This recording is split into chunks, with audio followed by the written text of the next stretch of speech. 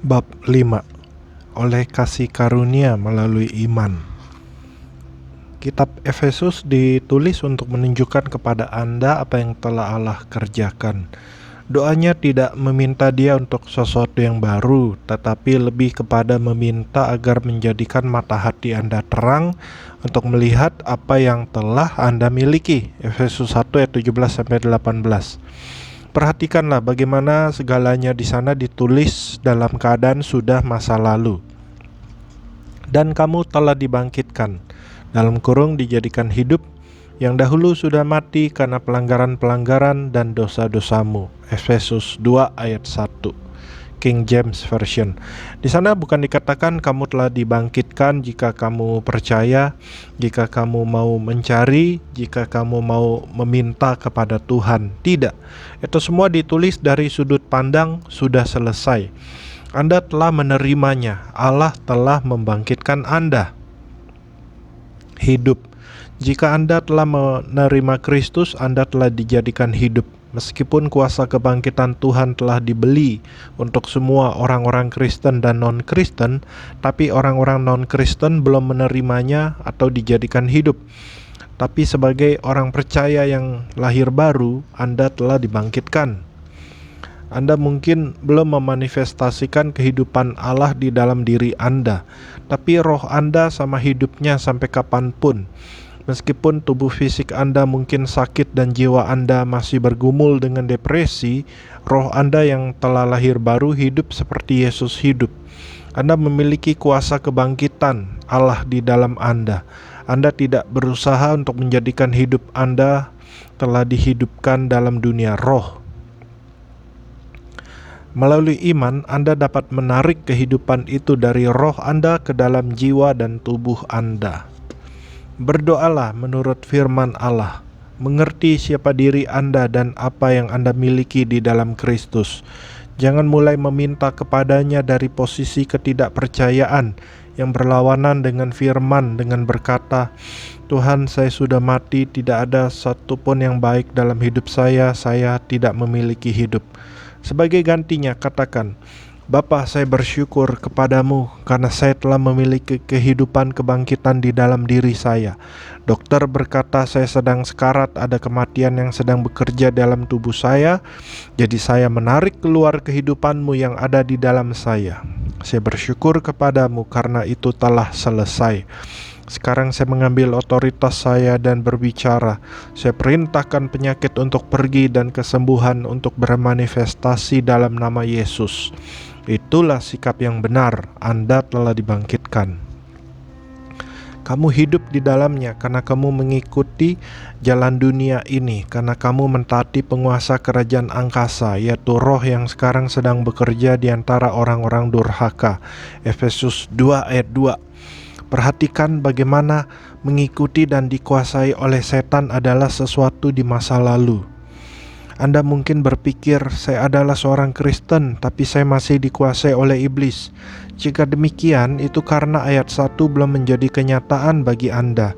Anda tidak mengerti bahwa Anda telah dibangkitkan dan dibebaskan dari kematian yang ada dalam pelanggaran dan dosa. Ketika Anda benar-benar mengerti bahwa Anda telah dihidupkan, itu mematahkan kuasa dosa dan Anda hidup dalam kemenangan. Hidup Anda akan dicirikan dengan kemenangan daripada kekalahan. Bukan berarti Anda mencapai kesempurnaan tanpa dosa dan tidak pernah membuat sebuah kesalahan. Maksudnya adalah ketika Anda mengerti dan mengakui bahwa Kristus telah melakukannya, bahwa Anda telah memiliki kehidupan kebangkitan dan Anda sama seperti Yesus dalam roh, kemenangan adalah efek samping yang tak terelakkan. Agar persekutuanmu di dalam iman turut dalam kurung mulai bekerja mengerjakan pengetahuan yang akan yang baik di antara kita untuk Kristus. Filemon 1 ayat 6. Iman Anda bekerja dan Anda akan melihat kemenangan termanifestasi secara fisik, keuangan, emosi, dan lain-lain ketika Anda mengakui setiap hal-hal yang baik di dalam diri Anda di dalam Kristus. Sifat dasar baru atau posisi baru. Sebenarnya dahulu kami semua juga terhitung di antara mereka ketika kami hidup di dalam hawa nafsu daging, mengikuti kehendak daging dan pikiran kami yang jahat. Pada dasarnya kami adalah orang-orang yang harus dimurkai sama seperti mereka yang lain. Efesus 2 ayat 3. Sekali lagi, segalanya ada di masa lalu. Berapa orang berkata, tapi ini masih bekerja di dalam saya. Jika demikian, itu karena Anda belum mengerti bahwa dalam roh Anda telah memiliki segalanya. Anda sama sempurnanya sampai kapanpun, karena Anda belum mengerti dan mengakui hal-hal baik yang ada di dalam diri Anda di dalam Kristus, maka Anda masih dikuasai oleh daging. Kebenarannya adalah sifat dasar Anda telah diubah. Anda tidak memiliki sifat dasar lama lagi yang mendorong Anda untuk hidup dalam dosa. Itu sudah mati dan telah dikuburkan pada saat Anda menerima Kristus. Sifat dasar Anda yang baru, roh Anda yang telah lahir baru, telah diciptakan dalam kebenaran dan kekudusan yang sesungguhnya. Efesus 4 ayat 24. Satu-satunya alasan Anda masih bergumul dengan keinginan-keinginan lama terhadap dosa adalah karena pikiran Anda yang belum diperbarui.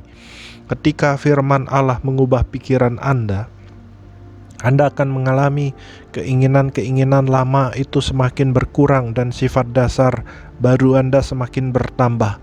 Sekali lagi saya membahas ini dengan lebih rinci dalam pengajaran saya yang berjudul Spirit, Soul, dan Body. Tetapi Allah yang kaya dengan rahmat dan karena kasih-Nya yang besar yang dilimpahkannya kepada kita, telah menghidupkan kita bersama-sama dengan Kristus, meskipun kita telah mati oleh kesalahan-kesalahan kita.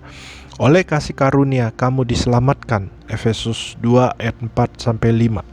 Perhatikan, sekali lagi itu ditulis dalam masa lalu. Anda telah dihidupkan. Allah mengasihi Anda, Ia telah melakukan ini. Dan di dalam Kristus Yesus, Ia telah dalam kurung masa lalu membangkitkan kita juga dan memberikan tempat bersama-sama dengan Dia di sorga. Efesus 2 ayat 6. Ini bukanlah sesuatu untuk dikejar atau berusaha untuk diperoleh. Itu adalah sesuatu yang harus diterima sebagai sebuah pemberian. Itu telah diselesaikan. Anda telah ada dalam hubungan dengan Allah. Anda telah dibangkitkan dari kematian secara rohani dan sekarang didudukkan bersama Kristus di sorga. Sodium dan klorida. Supaya pada masa yang akan datang, Ia menunjukkan kepada kita kekayaan kasih karunia-Nya yang melimpah-limpah sesuai dengan kebaikan-Nya terhadap kita dalam Kristus Yesus. Sebab karena kasih karunia kamu diselamatkan oleh iman. Itu bukan hasil usahamu, tapi pemberian Allah. Itu bukan hasil pekerjaanmu. Jangan ada orang yang memegahkan diri. Efesus 2 ayat 7-9. Itu adalah perikop Alkitab yang sangat berkuasa. Itu juga sudah sangat tidak asing lagi. Karena itu banyak orang berpikir mereka telah mengetahui apa yang dikatakannya. Mereka melewatinya begitu saja dan tidak benar-benar memberinya waktu dan berusaha merenungkannya. Di mana itulah sebabnya mengapa mereka tidak menerima manfaatnya secara maksimal. Anda telah diselamatkan oleh kasih karunia melalui iman. Anda tidak diselamatkan oleh kasih karunia saja, Anda juga tidak diselamatkan oleh iman saja. Anda diselamatkan oleh kasih karunia melalui iman. Untuk membuat seseorang mengerti, terkadang saya akan menekankan satu di atas lainnya. Contohnya, jika seorang berdebat, saya percaya kau harus kudus, membayar persepuluhanmu, dibaptis dan lain-lain, maka saya akan menjawab, tidak. Kau telah diselamatkan oleh iman. Imanmu di dalam apa yang telah Yesus lakukanlah yang akan menyelamatkanmu, bukan apa yang kau lakukan bagi Tuhan. Jadi tidaklah sepenuhnya salah untuk menekankan kau diselamatkan oleh kasih karunia atau kau diselamatkan oleh iman untuk menjelaskan maksudnya. Tapi sebenarnya Anda tidak diselamatkan oleh kasih karunia saja atau oleh iman saja. Itu adalah gabungan kedua-duanya. Anda diselamatkan oleh kasih karunia melalui iman. Kasih karunia dan iman adalah seperti sodium dan klorida. Jika Anda menyerap salah satu dari mereka saja, itu beracun. Salah satunya akan membunuh Anda jika memakannya dengan kuantitas yang tidak cukup. Namun jika Anda mencampur mereka bersama, Anda mendapatkan sodium klorida (garam dapur). Bersama-sama mereka menjadi sesuatu yang sangat Anda butuhkan untuk hidup. Garam, itulah cara kerja kasih karunia dan iman. Kasih karunia saja terlepas dari iman tidak akan menyelamatkan Anda.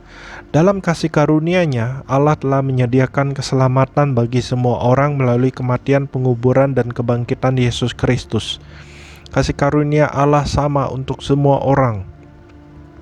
Namun tidak semua orang diselamatkan. Mengapa?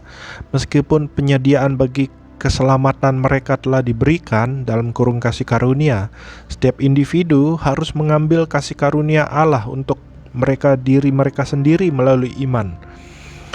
Iman saja terlepas dari kasih karunia juga tidak akan menyelamatkan Anda. Anda harus menaruh iman Anda di dalam Yesus Kristus dan apa yang telah Ia selesaikan dalam penebusan (kasih karunia). Jika iman Anda ada di dalam hal lain (hidup kudus, bayar perpuluhan, baca Alkitab, datang gereja, dan lain-lain), itu tidak akan menghasilkan keselamatan. Anda bisa memilih apakah iman Anda ada di dalam Yesus dan apa yang telah Ia perbuat (kasih karunia), atau di dalam diri Anda sendiri dan apa yang Anda perbuat (perbuatan). Akhirnya Anda harus memilih. Iman yang alkitabiah selalu percaya kepada Yesus dan mengambil apa yang telah disediakan oleh kasih karunia Allah. Kasih karunia versus iman. Saya adalah seorang pengajar kasih karunia. Saya menekankan bahwa apa yang Allah telah perbuat bagi kita. Karena ini saya telah ditolak oleh banyak orang yang menekankan iman. Mereka mengira saya terlalu menekankan kasih karunia dan meremehkan apa yang harus kita lakukan bagi Allah. Saya juga adalah seorang pengajar iman. Saya menekankan tanggung jawab kita untuk meresponi secara positif terhadap apa yang telah Allah selesaikan. Itulah sebabnya saya ditolak oleh orang-orang yang menekankan kasih karunia. Mereka mengira saya terlalu menekankan pada apa yang harus kita lakukan. Secara keseluruhan, tubuh Kristus dibagi menjadi dua bagian besar, kasih karunia dan iman. Orang-orang yang menganut kasih karunia salah mengerti dan mengkritik orang-orang yang menganut iman dan sebaliknya. Kedua-duanya cenderung memegang posisi mereka secara ekstrim. Orang-orang yang menganut kasih karunia tidak suka mendengar khotbah tentang iman. Mengapa? Mereka memandangnya sebagai sesuatu yang harus kita lakukan. Karena itu bagi mereka itu mengkompromikan kasih karunia Allah. Mereka mengajarkan bahwa kehidupan Kristen didasarkan sepenuhnya pada kasih karunia Allah. Iman Anda, apa yang Anda percayai, tidak ada hubungannya dengan kasih karunia. Itulah sebabnya mengapa kasih karunia jika sendirian akan membunuh Anda. Di lain pihak, orang-orang yang menganut iman tidak suka mendengar khotbah tentang kasih karunia. Mengapa? Fokus mereka semuanya tertuju kepada apa yang harus mereka lakukan.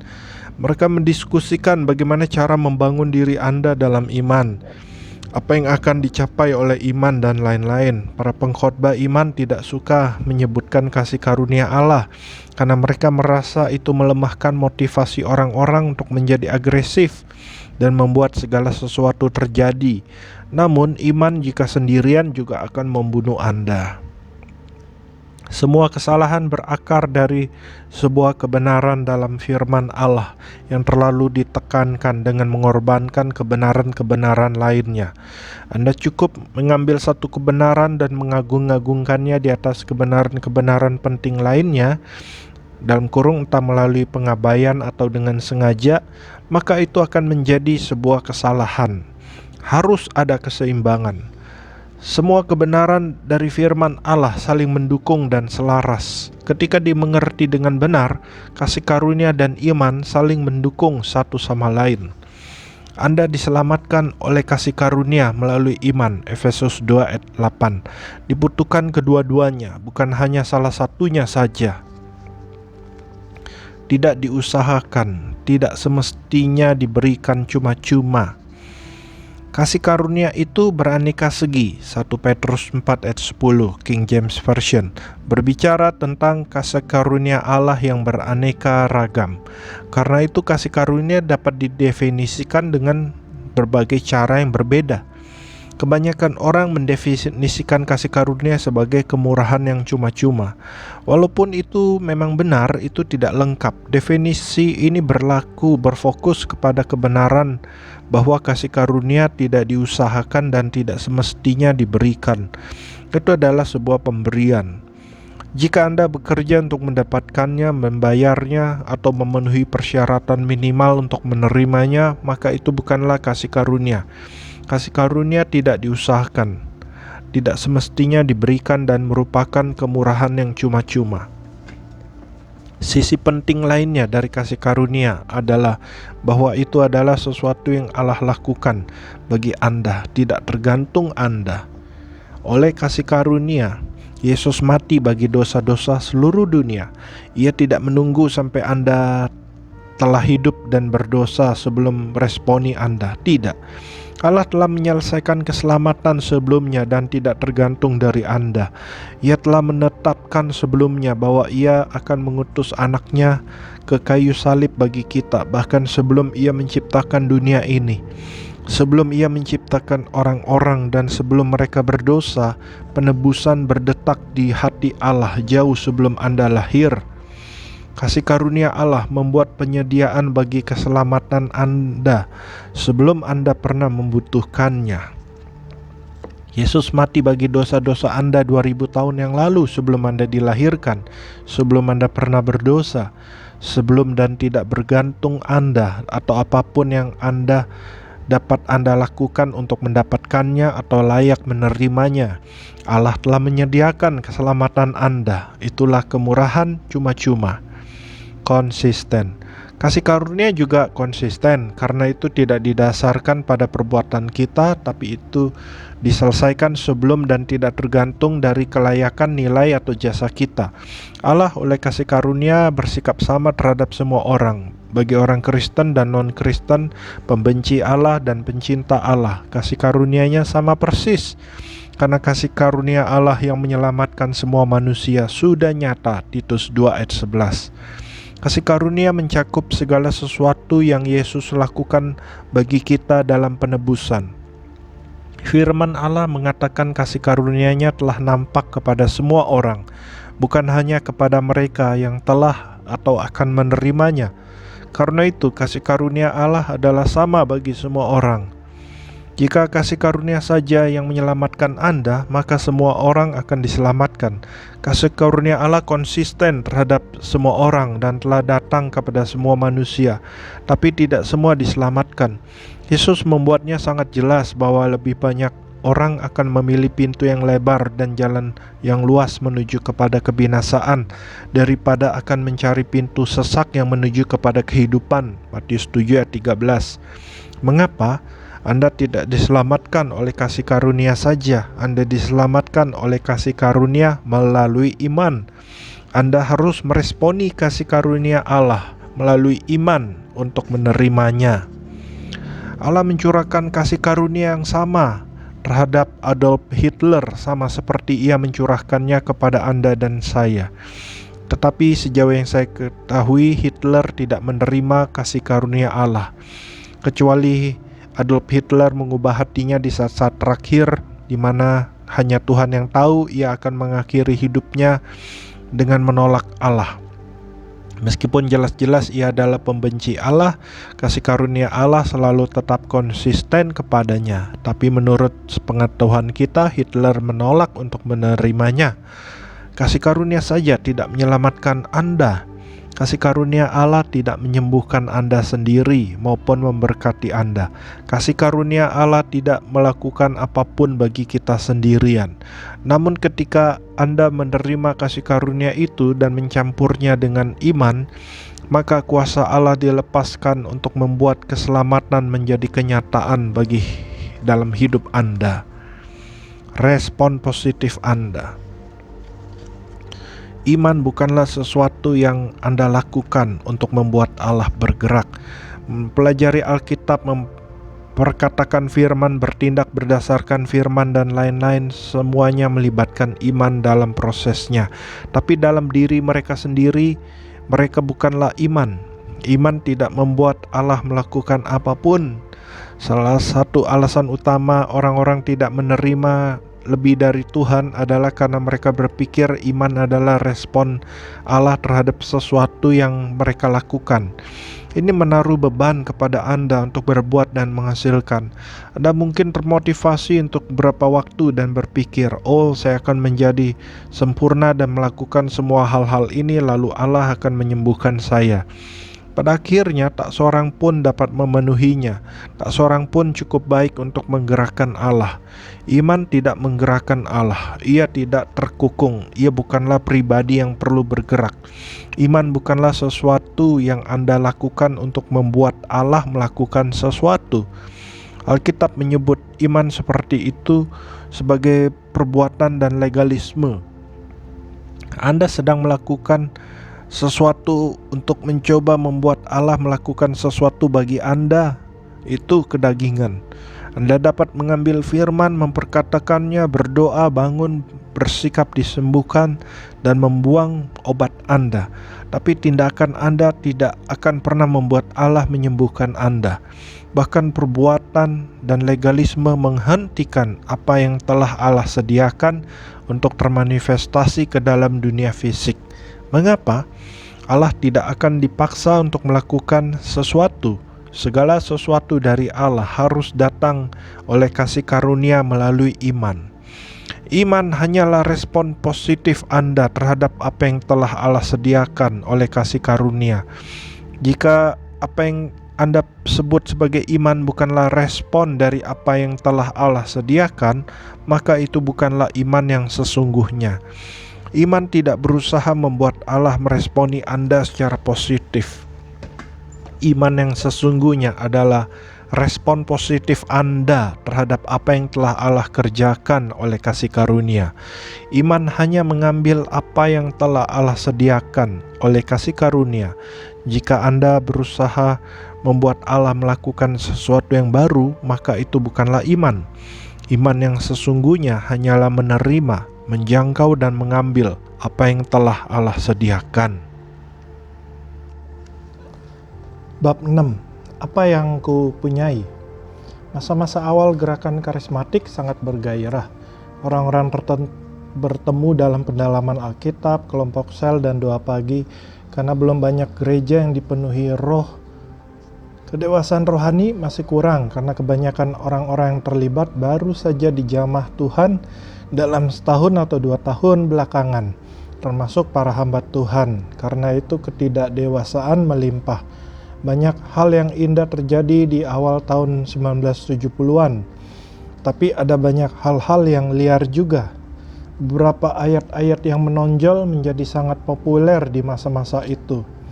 Yesus menjawab mereka, "Percayalah kepada Allah. Aku berkata kepadamu, sesungguhnya barang siapa berkata kepada gunung ini, beranjaklah dan tercampaklah ke dalam laut, asal tidak bimbang hatinya, tapi percaya bahwa apa yang dikatakan itu akan terjadi, maka hal itu akan terjadi baginya. Karena itu aku berkata kepadamu, apa saja yang kamu minta dan doakan, percayalah bahwa kamu telah menerimanya, maka hal itu akan diberikan kepadamu." Markus 11 ayat 22-24. Dan tidak ada yang mustahil bagi orang yang percaya. Markus 9 ayat 23. Menurut ayat-ayat ini, siapapun dapat meminta Tuhan untuk apapun yang mereka inginkan. Segalanya mungkin. Dapatkah Anda melihat betapa mudahnya tergelincir dalam kesalahan jika Anda tidak tahu bahwa iman hanyalah mengambil apa yang telah Allah sediakan oleh kasih karunia? Apa saja yang kamu minta? Di kampung halaman saya di Arlington, Texas, seorang wanita memulai sekolah Alkitab dengan 20 atau 30 murid. Ia mengambil Markus 11 ayat 22-24 dan menerapkannya untuk keinginan dia agar dapat menikah dengan Kenneth Copeland. Lalu ia melepaskan imannya dan mulai memperkatakan, "Saya percaya saya telah menerima dan saya akan mendapatkannya." Namun masalahnya Kenneth sudah menikah dengan Gloria. Jadi wanita ini dipindahkan dan dicampakkan ke dalam laut. Ia benar-benar memerintahkan Gloria untuk mati dan menyingkir dari jalannya, sehingga ia dapat menikahi Kenneth. Sebagai tindakan imannya, wanita ini mengadakan acara pernikahan bersama para murid sekolah Alkitabnya yang hadir, di mana ia menikahi Kenneth Copeland dalam roh. Kemudian ia terus menanti sampai Gloria Copeland mati, sehingga Allah akan mempersatukan Kenneth dengan dia bersama-sama. 35 tahun telah berlalu dan itu masih belum terjadi, dan itu tidak akan terjadi. Mengapa itu tidak terjadi? Padahal Alkitab dengan jelas berkata, "Apa saja yang kamu minta."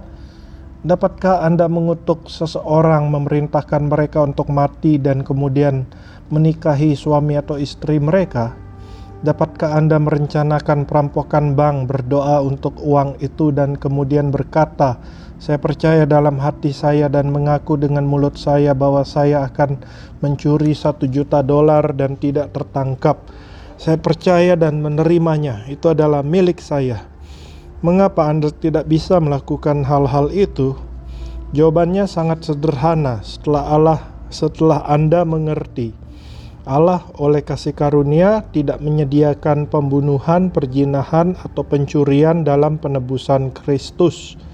Dengan demikian, karena Yesus tidak menyediakannya, maka iman Anda tidak dapat membuatnya terjadi. Menerima apa yang telah diberikan. Iman tidak menggerakkan Allah. Ia tidak bereaksi terhadap apa yang kita lakukan dalam iman dan kemudian bergerak. Oleh kasih karunia, Allah telah menyediakan segalanya. Tuhan tidak melihat doa Anda, pengakuan, permohonan, puasa, dan kesepakatan dengan orang lain, dan hal-hal lainnya yang Anda lakukan yang menambah sampai cukup untuk membuat Dia bergerak. Hal-hal itu tidak seperti panci presto yang setelah mengalami cukup tekanan, boom, Anda dapat membuat kuasa Allah bekerja. Allah tidak meresponi iman Anda. Iman Anda, jika itu benar-benar iman, hanyalah sebuah respons terhadap apa yang telah Ia kerjakan. Allah oleh kasih karunia telah menyembuhkan semua orang. Ia menanggung semua dosa dan sakit penyakit seluruh dunia di kayu salib. Ia telah berurusan dengannya, itu sudah dikerjakan, itu sudah selesai. Itulah sebabnya 1 Petrus 2 ayat 24 berkata, "Oleh bilur-bilurnya kamu telah," masa lalu, "sembuh," penekanan ditambahkan di telahnya. Itu sudah diselesaikan. Tuhan tidak sedang menyembuhkan orang-orang hari ini. Ia telah menyediakan kesembuhan 2000 tahun yang lalu dalam kematian, penguburan, dan kebangkitan Kristus.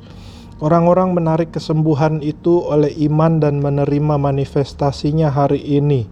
Tapi Allah telah melakukan segala sesuatu yang dibutuhkan untuk menyediakannya di masa lalu. Kesembuhan telah dilepaskan, dipancarkan, dan disiarkan 2000 tahun yang lalu dalam penebusan Tuhan Yesus Kristus.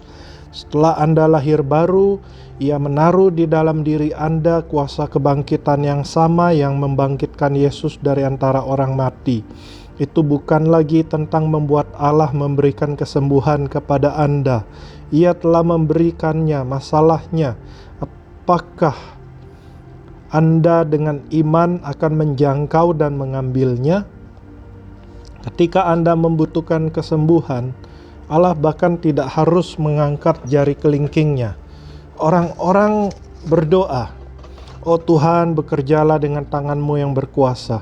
Salah, Tuhan telah menyelesaikan kesembuhan dan menaruhnya di dalam roh Anda yang telah lahir baru. Agar kesembuhan itu termanifestasi, Anda harus menerimanya. Anda tidak harus membuat Allah memberinya. Anda hanya harus menerimanya dalam dunia jasmani, apa yang telah Ia berikan kepada Anda dalam roh. Ambillah dengan iman apa yang telah Allah sediakan oleh kasih karunia. menanti dengan aktif. Ketika Anda mengerti apa yang saya sedang bagikan ini, itu akan sepenuhnya mengubah dengan cepat cara Anda menerima dari Allah. Kebanyakan orang yang saya layani berusaha membuat Allah menyembuhkan mereka. Jadi mereka berdoa melakukan hal-hal lainnya ini dan kemudian dengan pasif menunggu Dia bergerak. Untuk membenarkan diri mereka sendiri, mereka mengutip ayat-ayat seperti Mazmur 27 ayat 14. Nantikanlah Tuhan, kuatkanlah dan teguhkanlah hatimu. Ya, nantikanlah Tuhan. Mereka hanya memutarkan ibu jari mereka dan menarik nafas panjang. Ya, sekarang giliran Tuhan. Jenis penantian ini bukanlah cara yang efektif untuk menerima dari Allah. Menantikan Tuhan artinya menjadi seperti seorang pelayan di restoran. Mereka tidak hanya duduk-duduk di suatu tempat menanti Anda untuk melakukan sesuatu. Oh tidak, ketika mereka menantikan Anda, mereka penuh perhatian pada Anda. Seorang pelayan yang baik melihat ketika gelas Anda mulai berkurang dan langsung datang untuk mengisinya. Mereka peka dan memperhatikan siapa yang mereka nantikan, terus-menerus bertanya, apakah ada yang lain yang dapat saya lakukan untuk Anda? Apakah Anda baik-baik saja? Apakah Anda membutuhkan sesuatu? Jenis penantian inilah yang dimaksud Alkitab. Firman Allah tidak menganjurkan menantikan Tuhan seperti cara Anda menanti sebuah bis. Tidaklah sesuai prinsip Alkitab untuk Anda berdoa dan kemudian berkata, ya sekarang sudah sampai ke pelataran Tuhan. Terserah saja, apapun yang terjadi, terjadilah, terserah Dia. Allah telah melihat apa yang telah saya lakukan dan sekarang kita akan melihat apa yang akan Ia lakukan. Tidak, Allah tidak merespon kepada Anda. Ketika sebuah masalah muncul dalam hidup Anda, itu bukanlah sesuatu yang baru bagi Allah. Ia tahu apa yang akan menjadi masalah Anda jauh sebelum Anda mengalaminya. Oleh kasih karunia, Ia telah menyediakan solusinya terlebih dahulu, bahkan sebelum Anda dilahirkan. Ia menyediakan kesembuhan sebelum Anda pernah menjadi sakit. Ia menyediakan sukacita sebelum tragedi, duka, dan kesedihan datang ke dalam hidup Anda. Allah telah membuat jalan keluar bagi Anda. Ia telah menyelesaikan segalanya. Oleh kasih karunia itu telah selesai. Anda tidak sedang menanti-nantikan Allah untuk melakukan sesuatu yang baru. Ia sedang menanti Anda untuk meresponi secara positif apa yang telah Ia kerjakan. Jika Anda telah percaya, Tuhan, saya telah melakukan ini, saya sedang melakukan itu, dan saya sedang memperkatakan hal-hal ini dan menantikanmu untuk menyembuhkan saya, maka itulah alasannya mengapa Anda tidak melihat kesembuhan termanifestasi. Itu adalah sikap yang salah. Sebagai gantinya, ubahlah cara pikir Anda dan mulai katakan, Bapa, saya bersyukur kepadamu, karena Engkau telah menyembuhkan saya. Oleh bilur-bilurmu saya telah disembuhkan. Kuasa yang sama yang membangkitkan Yesus dari antara orang mati sudah ada di dalam saya. Oleh iman saya menerima apa yang telah Engkau sediakan. Kau perintahkan aku. Petrus bahkan tidak menaikkan doa untuk meminta Allah menyembuhkan laki-laki di pintu gerbang bait Allah itu. Ia hanya berkata, tetapi apa yang kupunyai, kuberikan kepadamu. Bagaimana ia dapat melakukan itu? Petrus tahu bahwa Allah telah menyelesaikannya. Ia mengerti bahwa kuasa kesembuhan Allah telah dilepaskan, anak domba telah dibunuh dan persembahan yang sempurna telah diserahkan. Allah oleh kasih karunia telah menghasilkan kesembuhan. Petrus tidak bertanya-tanya akankah Allah menyembuhkan dia, karena ia tahu dalam hatinya bahwa Allah telah melakukannya. Satu-satunya pertanyaan hari ini adalah, apakah Anda siap untuk percaya dan menerima? Jika Anda berdoa untuk orang lain, harus ada tingkat iman tertentu dalam bagian mereka. Bukan harus memiliki 50-50 atau seperti itu. Jika Anda kuat dalam iman, Anda dapat menanggung seseorang. Jika mereka netral, paling tidak Anda dapat mendorong mereka. Tapi jika mereka menentang Anda dan berkata, saya tidak percaya Allah menginginkannya, maka Anda tidak akan dapat membuatnya terjadi. Ketika Petrus melayani laki-laki ini, pertama Petrus membuat matanya melihat kepada dia. Kisah Para Rasul 3 ayat 4. Ini artinya Petrus melihat dia dengan tatapan tajam. Paulus melakukan hal yang sama ketika ia melayani seorang laki-laki lumpuh dalam Kisah Para Rasul 14 ayat 8-10. Ketika ia melakukannya, ia melihat bahwa laki-laki itu memiliki iman untuk disembuhkan. Kisah Para Rasul 14 ayat 9. Itu sama persis seperti yang dilakukan Petrus. Ia melihat bahwa laki-laki ini memiliki cukup iman untuk menerima kesembuhan jika ia melayaninya.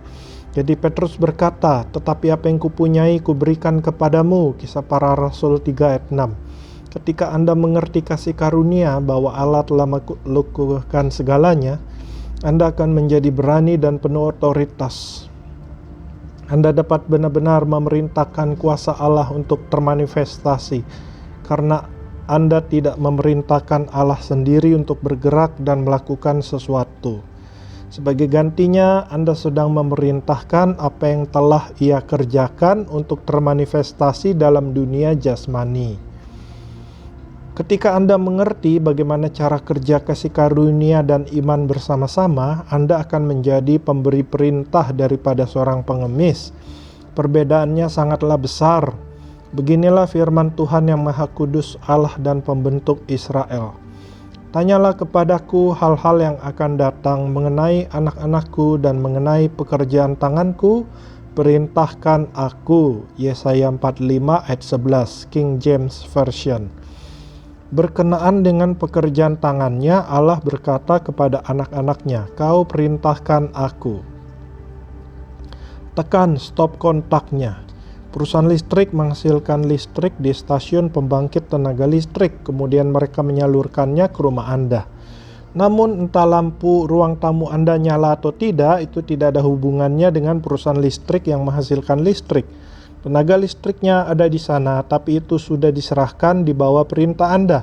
Anda harus menekan stop kontak di tembok. Ketika Anda melakukannya, Anda sedang memerintahkan tenaga itu untuk mengalir. Karena Anda yang memerintahkan tenaga listrik itu untuk mengalir, apakah itu membuat Anda lebih kuat daripada perusahaan listrik? Tidak, mereka memang ingin Anda melakukannya. Mereka telah melakukan bagian mereka dengan membangkitkan tenaga listrik, menyalurkannya ke rumah Anda dan menyerahkannya di bawah perintah Anda. Menekan stop kontak tidak berarti Anda memaksa mereka untuk melakukan sesuatu. Yang dapat Anda buat untuk mereka lakukan adalah apa yang telah mereka setujui sebelumnya. Anda tidak dapat membuat listrik itu melakukan sesuatu yang belum ditugaskan kepadanya. Anda tidak bisa memaksa Allah untuk melakukan apapun yang belum Ia lakukan oleh kasih karunia. Dalam kurung, perusahaan listrik Bapa dan Anak telah mengerjakan bagiannya. Melalui penebusan Kristus, segala yang akan Anda butuhkan telah dihasilkan. Bahkan kuasa itu telah disalurkan ke dalam rumah Anda, dalam kurung roh Anda yang telah lahir baru. Yang harus Anda lakukan adalah menekan stop kontaknya. Pekerjaan tanganku, perintahkan aku. Yesaya 45 ayat 11, King James Version. Ketika Anda percaya apa yang Ia telah kerjakan dan menjangkau dalam iman untuk mengambilnya, Anda sedang memerintahkan apa yang telah Allah sediakan untuk termanifestasi. Anda lah yang bertanggung jawab untuk menekan stop kontaknya. Jika Anda ingin lampu ruang tamu Anda menyala, Anda tidak bisa menelpon perusahaan listrik dan berkata, akan ada banyak orang datang untuk berpesta di rumah saya malam ini. Dapatkah Anda menyalakan lampu ruang tamu saya? Mereka akan menjawab, tidak, tenaga listriknya telah dihasilkan dan disalurkan ke rumah Anda. Kami tidak akan mengirim seseorang dari sini ke sana hanya untuk menyalakan lampu ruang tamu Anda. Itu bukanlah perjanjian kita. Tenaga listrik itu ada di bawah perintah Anda. Anda yang harus menekan stop kontaknya. Allah adalah sumber tenaganya, bukan Anda. Itu adalah kuasanya, bukan kuasa Anda. Tapi Ia menaruh kuasa itu di dalam roh Anda yang telah lahir baru. Anda tidak menghasilkan kuasa tersebut, tapi itu telah ditempatkan pada perintah Anda. Allah telah menyediakan segala sesuatu yang Anda butuhkan oleh kasih karunia, tapi itu ada di bawah perintah Anda. Iman meresponi secara positif apa yang telah Allah kerjakan dan mengambilnya. Iman menjangkau ke dalam dunia roh dan menarik apa yang telah Allah sediakan keluar ke dalam dunia jasmani. Jika Anda mengerti ini, itu akan mengubah hidup Anda dengan cepat. Alasan-alasan. Kebanyakan orang meminta Allah untuk melakukan bagi mereka apa yang telah Ia perbuat. Mereka memohon kepada Dia untuk memberi mereka apa yang telah Ia berikan. Kemudian setelah berdoa dengan cara ini dalam ketidakpercayaan, mereka bertanya-tanya, mengapa mereka tidak melihat manifestasi fisik dari kesembuhan mereka? Karena mereka berpikir Tuhan dapat melakukan apapun yang Ia inginkan. Mereka bertanya-tanya, mengapa Ia tidak menyembuhkan saya? Jika Allah menginginkan saya sehat, Ia dapat menyembuhkan saya sekarang. Jadi mereka memunculkan berbagai macam alasan seperti Tuhan sedang menyempurnakan saya melalui ujian penyakit ini. Salah. Sebagai tambahan penjelasan pada masalah-masalah yang penting ini, saya ingin merekomendasikan bahan-bahan pengajaran seperti spiritual authority, otoritas rohani akan benar-benar membantu Anda mengerti hal ini. Dan juga pengajaran saya, The Book of Job, God's Not Guilty, dan The Sovereignty of God. Semuanya menghilangkan gagasan yang salah ini bahwa Allah menaruh penderitaan dalam hidup Anda untuk mengajarkan Anda sesuatu. Itu tidak benar. Orang-orang muncul dengan kesimpulan yang salah seperti itu agar dapat membuat pengalaman mereka yang mengecewakan itu menjadi masuk akal. Mereka berdoa untuk kesembuhan, berpikir bahwa iman adalah sesuatu yang mereka lakukan untuk menggerakkan Allah. Mereka percaya bahwa Ia mengevaluasi iman mereka, apakah mereka cukup tulus dan telah cukup melakukan sesuatu, dan kemudian Ia meresponi mereka sesuai dengan itu. Karena tidak ada respon yang jelas kelihatan, mereka bertanya-tanya, mengapa Allah tidak menjawab doa saya? Kemudian mereka mulai memunculkan alasan-alasan berbeda lainnya seperti, mungkin Ia sedang mencoba mengajar saya sesuatu. Mungkin saya tidak cukup kudus. Mungkin saya belum cukup berdoa. Mungkin ada dosa dalam hidup saya. Mungkin saya perlu melakukan ini dan itu, dan semua hal-hal lainnya. Tidak, Allah telah mengerjakan bagiannya. Ketika Anda mengerti bahwa Allah telah mengerjakannya, tuduhan itu ditutup. Bagaimana bisa Anda berpikir bahwa Anda tidak cukup kudus jika Ia telah menguduskan Anda? Allah telah menyediakan segala sesuatu yang akan Anda butuhkan sebelum Anda lahir baru, sebelum Anda melakukan apapun yang baik dan atau buruk, bahkan sebelum Anda dilahirkan. Ia menyediakannya tanpa tergantung dari Anda oleh kasih karunia.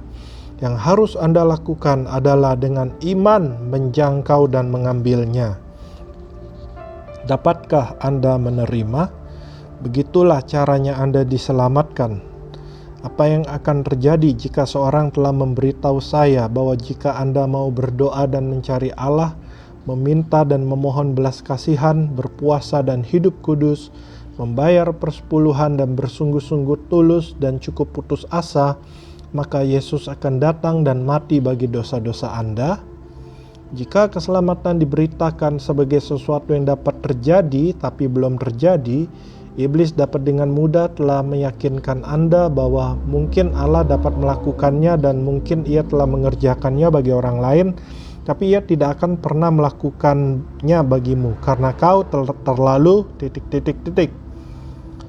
Memang akan meragukan pikiran dengan berpikir bahwa Allah yang Maha Kuasa mau menjadi manusia, menanggung sakit penyakit dan dosa kita, menderita hukuman kita, masuk ke neraka dan kemudian kembali dan memberi kita sebagai suatu pemberian cuma-cuma, keselamatan. Oh, itu terlalu besar. Satu-satunya cara seorang dapat mempercayai hal itu adalah jika itu telah terjadi dan Roh Kudus memberi kesaksian kepada mereka dengan berkata, "Ya, aku telah melakukannya." Kau hanya harus menerima apa yang telah kukerjakan bagimu. Jika Anda mengira keselamatan Anda belum diselesaikan dan didasarkan pada apakah Anda cukup baik atau tidak, Anda akan yakin itu tidak akan terjadi bagi saya. Tapi karena pengampunan dosa diberitakan sebagai sesuatu yang telah diselesaikan, Anda akan dapat menerimanya. Hal yang sama berlaku pada setiap manfaat keselamatan lainnya, termasuk kesembuhan, itu telah disediakan. Di kayu salib, Yesus menanggung semua sakit, penyakit, dan kelemahan pada saat yang sama ketika Ia menanggung semua dosa Anda. Anda tidak harus bertanya-tanya, akankah Allah menyembuhkan saya? Seperti pengampunan, kesembuhan sudah dikerjakan. Itu hanyalah masalah apakah Anda dapat menjangkau dengan iman dan menerimanya. Jika Anda dapat mengerti sikap ini, bahwa kesembuhan telah dikerjakan, itu akan termanifestasi. Puji Tuhan. Bab 7. Yang terbaik dari Allah. Di awal tahun 2000, saya melayani tentang kasih karunia dan iman di sebuah gereja di Lewisville, Texas. Itu adalah kebenaran yang sama yang telah saya ajarkan ribuan kali dalam bentuk buku dengan judul Living in the Balance of Grace and Faith. Saya menekankan bagaimana cara kerja iman dan menemukan beberapa salah pengertian yang umum. Contohnya, iman adalah mempercayai Allah untuk melakukan sesuatu di masa depan. Sementara mengejarkan bahwa iman Alkitab yang sesungguhnya adalah percaya pada apa yang telah Allah kerjakan oleh kasih karunia, saya menggunakan kesembuhan sebagai contoh utama. Chris Ochensky menghadiri ibadah itu dan membeli kaset khotbahnya pulang kepada putrinya yang sakit. Nikki mengasihi Tuhan dan menikmati hubungan yang dekat dengannya. Namun di usia 19 tahun ia telah mengalami sakit parah selama 5 tahun. Iman yang salah arah. Nikki mempercayai Allah bagi kesembuhannya, tapi belum menerima manifestasinya. Ia telah mendapat penglihatan akan Tuhan dan di dalamnya Tuhan berkata kepadanya bahwa ia akan disembuhkan. Karena itu ia memiliki iman dan sangat senang. Nikki memuji Allah meskipun dokternya yang sekali seminggu memeriksanya tidak pernah mengharapkannya sembuh lagi. Nikki hampir meninggal. Meskipun ia memiliki iman, imannya salah. Nikki percaya bahwa Allah di masa yang akan datang akan menyembuhkan dia. Ia dengan pasif menantikan Tuhan untuk melakukan sesuatu. Kemudian ia mendengar khotbah saya di kaset tentang bagaimana Allah telah menyelesaikannya dan iman hanya menjangkau untuk mengambil apa yang telah disediakan. Pernyataan saya, mujizat progresif berangsur-angsur sembuh, bukanlah yang terbaik dari Allah. Pada awalnya benar-benar membuat Nikki marah. Saya tidak menentang mujizat progresif dan tidak ada cara yang buruk untuk disembuhkan. Namun, berapa cara yang sudah pasti lebih baik daripada yang lainnya. Dan mujizat Allah yang terbaik bagi semua orang selalu adalah mujizat secara instan. Satu-satunya alasan mujizat progresif adalah karena cara percaya orang-orang. Teologi mereka, cara mereka berpikir hanya membuatnya termanifestasi sedikit demi sedikit. Karena Tuhan telah mengatakan kepadanya bahwa ia akan mengalami mujizat progresif, Nikki menentang pernyataan saya. Tapi karena ia memiliki hubungan yang baik dengan Allah, ia menanyakan kepadanya mengenai pernyataan saya ini. Sementara mendengarkan kaset ini, ia berkata dalam hatinya, "Nah Tuhan, bagaimana dengan itu? Kau berkata saya akan disembuhkan secara progresif." Ia menjawab dengan berkata, "Nikki, itu menurut imanmu. Itulah yang kau percayai. Hanya itulah yang dapat kau terima. Jadi aku hanya memenuhi imanmu. Tapi yang terbaik dariku adalah mujizat instan." Setelah ia mengerti, Nikki melihat bahwa ia dapat saja disembuhkan 5 tahun lalu. Ia telah secara pasif menantikan Allah dan imannya tidak ditaruh dalam kesembuhan instan. Ia belum mengerti bagaimana cara kerja kasih karunia dan iman bersama-sama untuk memanifestasikan apa yang telah Allah sediakan. Ini menjadi sebuah pewahyuan baginya ketika ia menyadari bahwa kesembuhannya telah dikerjakan. Iman yang diarahkan kembali. Esokan harinya saya pergi ke rumah keluarga Ochenski. Saya berdoa agar Niki akan menjadi begitu marah sehingga ia bergerak dengan iman yang kuat dan agresif dan mengambil kesembuhannya. Matius 11 ayat 12. Sampai saat itu ia belum bisa makan sendiri, pergi ke kamar mandi sendiri, dan bahkan menyisir rambutnya sendiri.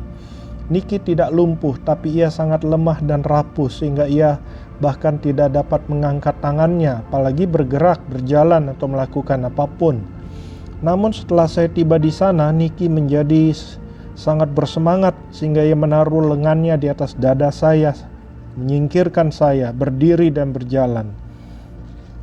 Yang saya lakukan adalah mengarahkan kembali imannya. Niki memiliki pikiran bahwa iman adalah sesuatu yang ia perbuat, dan cepat atau lambat Allah akan meresponi dan memberinya kesembuhan. Saya hanya mengatakan kepadanya, tidak, itu bukan iman Alkitab. Kau harus percaya bahwa Allah telah mengerjakannya. Kemudian oleh iman masuklah dalam dunia roh dan ambillah apa yang menjadi hakmu. Kesembuhan termanifestasi. Boom. Segera setelah Niki menerima wahyuan. Ini juga melayani saya. Saya melihat bagaimana pengertian ini dapat secara efektif mengarahkan ulang iman seseorang. Karena itu saya telah berusaha untuk membagikannya kepada sebanyak orang sebisa mungkin. Karena kesembuhan Niki begitu dramatis, dalam menggambarkan kebenaran ini kami membuat video darinya berjudul Niki Ochenski, Kisah Mujizat. Video yang mengagumkan ini telah mempengaruhi puluhan ribu jiwa. Saya telah melihat lebih banyak orang disembuhkan dalam beberapa tahun belakangan ini daripada yang telah saya lihat di masa lalu. Itu hanya karena orang-orang mengerti dan berkata, saya tidak lagi meminta Allah untuk menyembuhkan saya. Saya menerima kesembuhan saya yang telah Ia sediakan. Ketika saya berdoa bagi orang-orang, saya tidak lagi meminta Allah untuk menyembuhkan mereka. Sebaliknya, saya melayani kesembuhan, saya memberi mereka kesembuhan. Kuasa kesembuhan yang sama yang telah Allah taruh di dalam saya. Baik diri saya maupun orang lain melihat hasil yang lebih baik. Kemuliaan bagi Allah. Ambil dan terimalah. Semua ini juga berlaku bagi kemakmuran finansial. Allah telah memerintahkan berkat dan kuasa untuk memperoleh kekayaan ke atas Anda. Anda hanya harus belajar cara menjangkau dalam iman dan menerimanya. Allah tidak memberi Anda kekayaan secara langsung, sebaliknya, Ia memberi Anda kuasa untuk mendapatkannya. Tetapi haruslah engkau ingat kepada Tuhan Allahmu, sebab Dialah yang akan memberikan kepadamu kekuatan untuk memperoleh kekayaan dengan maksud meneguhkan perjanjian yang diikrarkannya. Ulangan 8 ayat 18. Sebagai orang percaya yang telah lahir baru, Anda telah memiliki urapan kekayaan Allah dan kuasa kemakmuran. Namun Anda harus percaya dalam hati Anda bahwa Anda telah memilikinya dan kemudian membuatnya bekerja oleh iman. Banyak hal yang terlibat dalam proses membuat ini bekerja dan melihat kekayaan termanifestasi. Anda harus dengan sepenuh hati mencari Allah dan kerajaannya terlebih dahulu. Matius 6 ayat 33. Anda harus mempercayai Dia dan mulai memberi. Penting sekali untuk mengerti bahwa selalu ada periode waktu antara menabur dan menuai. Dan juga Anda harus keluar dan bekerja. Ada banyak hal-hal praktis yang dapat Anda lakukan untuk secara aktif bekerja sama dengan hukum-hukum Allah tentang iman berkenaan dengan kemakmuran. Tuhan telah mengerjakan kebenaran-kebenaran ini secara mendalam di dalam hati saya. Istri saya dan saya telah berpindah dari hampir mati kelaparan dalam beberapa peristiwa sebagai hamba Tuhan muda yang melarat berubah menjadi melihat Allah menyediakan rata-rata $1.200 setiap jam setiap hari sepanjang tahun untuk tujuan pengabaran Injil. Saya memiliki beberapa pengajaran yang akan dapat membantu Anda untuk mengerti dengan lebih baik dan menerima manifestasi kemakmuran. Terdiri dari grace and faith in giving, kasih karunia dan iman dalam memberi, financial stewardship, blessing and miracles, dan the power of partnership. Kemakmuran adalah memiliki penyediaan Allah yang cukup untuk menyelesaikan kehendak-Nya bagi hidup Anda. Saya berdoa agar Anda mendapatkan pewahyuan ini dan dapat sepenuhnya menyelesaikan tujuan hidup Anda di dalam Dia.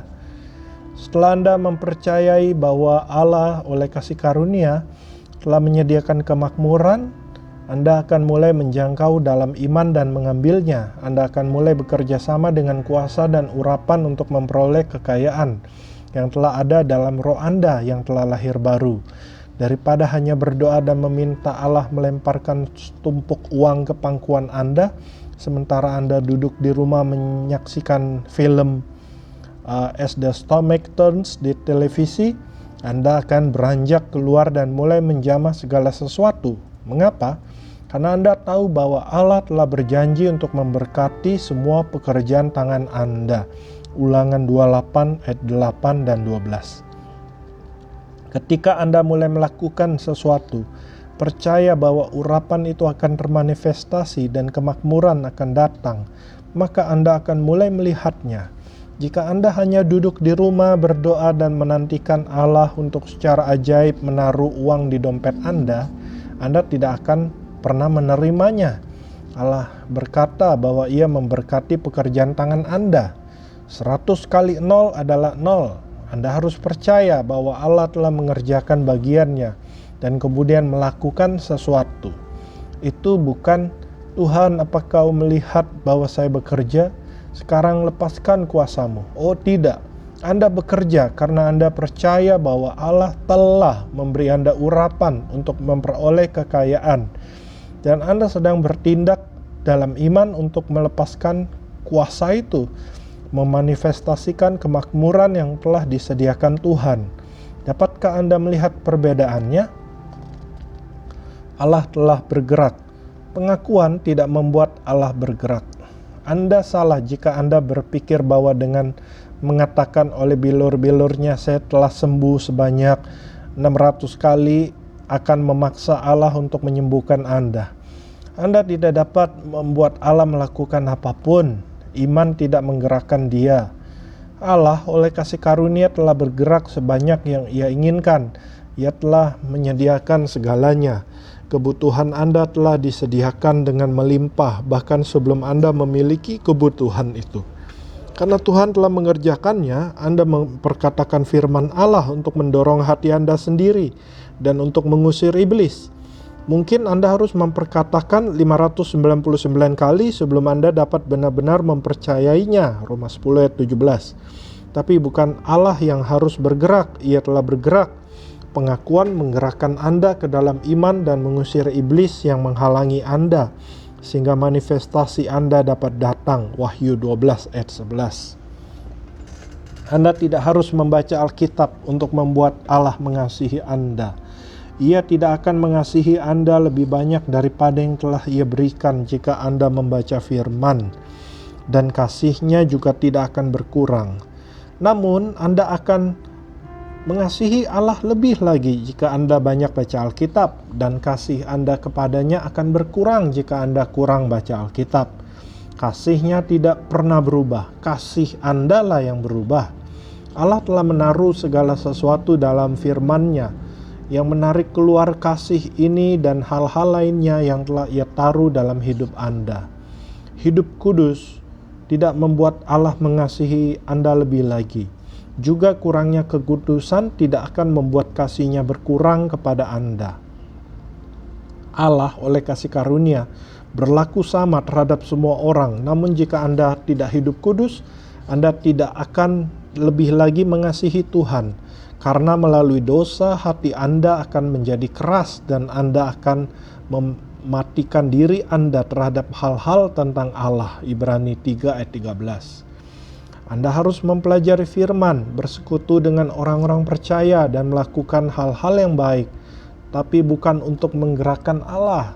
Ia telah bergerak, tapi Anda menyadari bahwa Anda harus oleh iman menjangkau ke dalam dunia roh dan menerima.